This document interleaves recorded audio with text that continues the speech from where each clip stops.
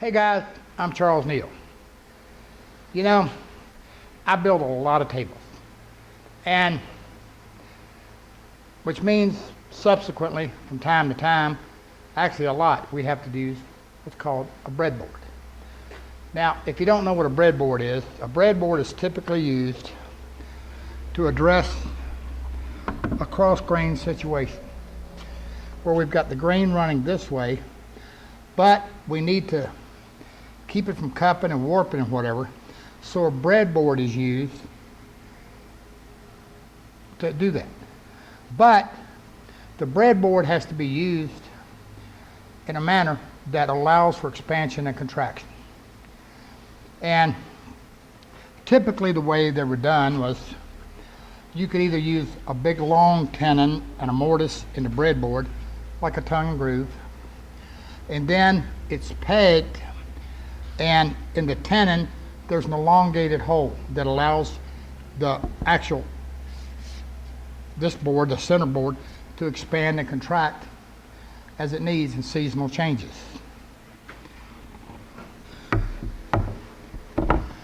Now, you know, the old timers, a lot of them, they would actually carve a tenon on the end of the main board or main top, and then tenon into the breadboard.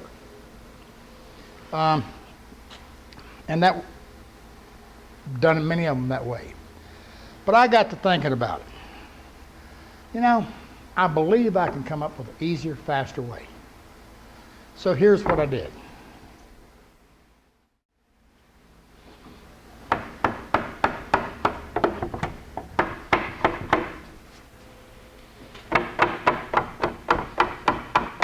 So rather than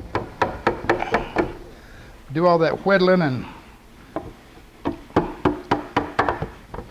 to make tenons, I took my domino. And what I did was, I'm using an 8x50, I think. Sorry, yes, an 8x50. And typically, the way it would be set up is that you're going to do it so your depth on whatever you're attaching and two are the same. But what I did here, because I set my depth lighter, I'm glued into the end of the main board about 3/4 or so. So that gives me a full 1.1/8 tenon. Now, then, and if you notice, these are glued in and they're set into the slot as you normally would do. However, on the breadboard, if you notice, change the setting on the domino right here to make the slot elongated more so.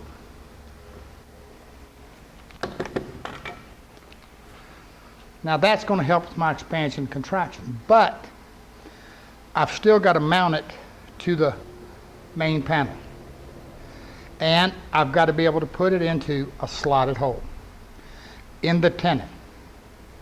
Again, it's got to allow this panel to move side to side.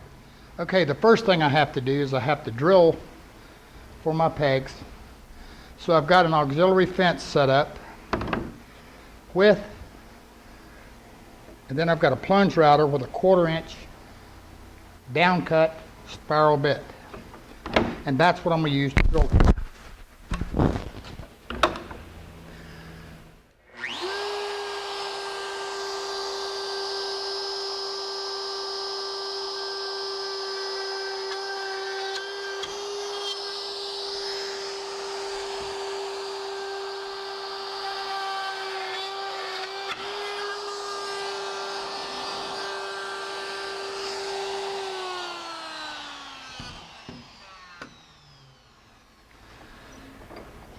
Using the router and the down cut bit gives me a nice clean hole, straight, just too easy.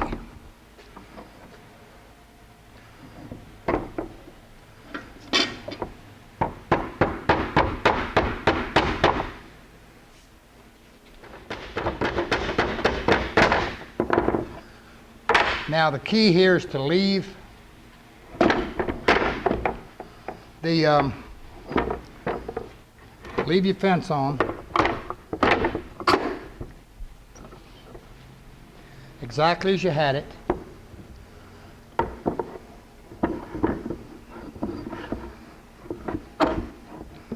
Because what that's going to do is keep everything in alignment exactly where you had it. Then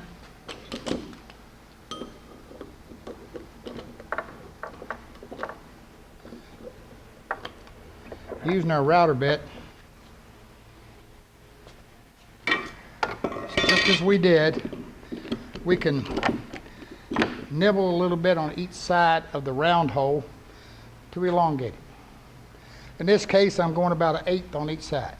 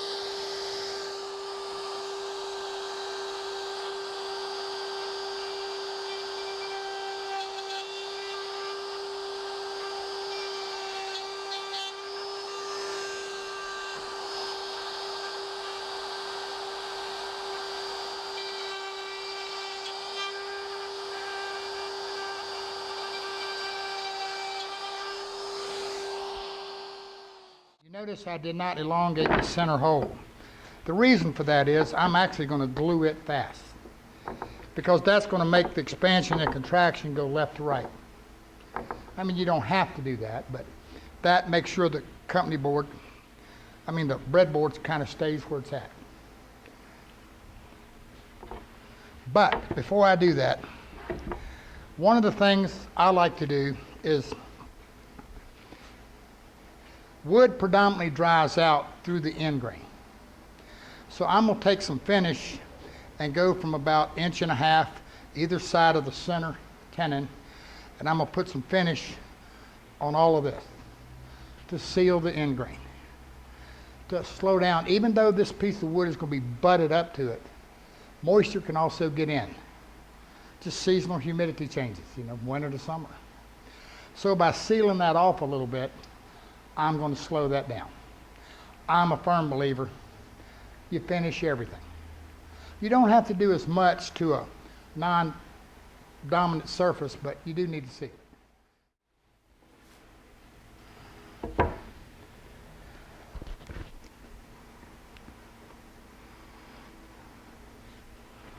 Okay, a little glue in the center. Not a lot, just enough to keep everything where I want it to be.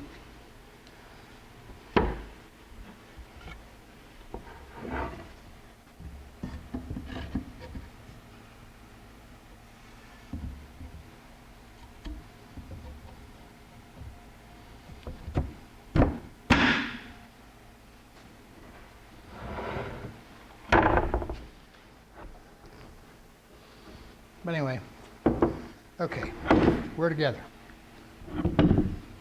Nice and tight, got a good seam. Now, I got to peg it. Now, the old timers, they like to have a square peg and a round hole. But in this case, and even then they would whittle them a little bit round. But I find it much easier just to whittle it a little bit than use a dowel plate and drive it through to get a 1/4 inch round. And again, we can't glue these fast, but we need to put a little bit of glue on the peg. Now, before you ask, many of you are going to mention what's called a draw tight,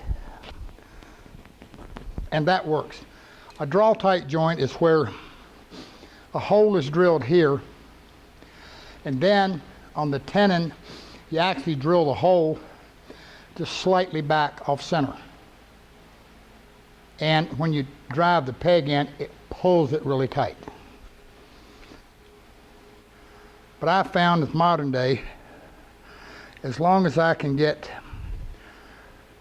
a good fit, I've never had an issue. Now I'm just putting a little glue around the top, but I'm maintaining that square look.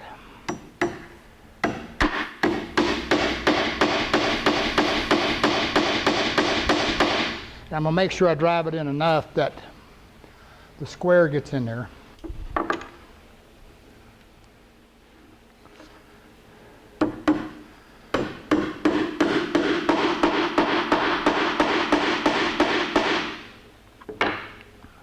Now, just in a minute when I get through with this, somebody's got, I'm referring to this whole unit as a company board.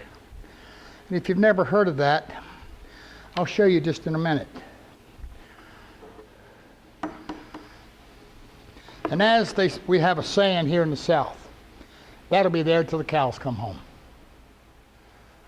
And that'll keep everything nice and straight and flat and good to go. But what is a company board? Is kind of what it implies.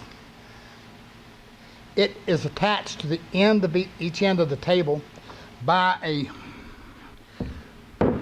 on the back of this, we will add some tongues, if you will. Piece about 4 inches wide that extends, once the apron's in, it extends through the apron under the top. And it just slides in, and that's what attaches it to the table.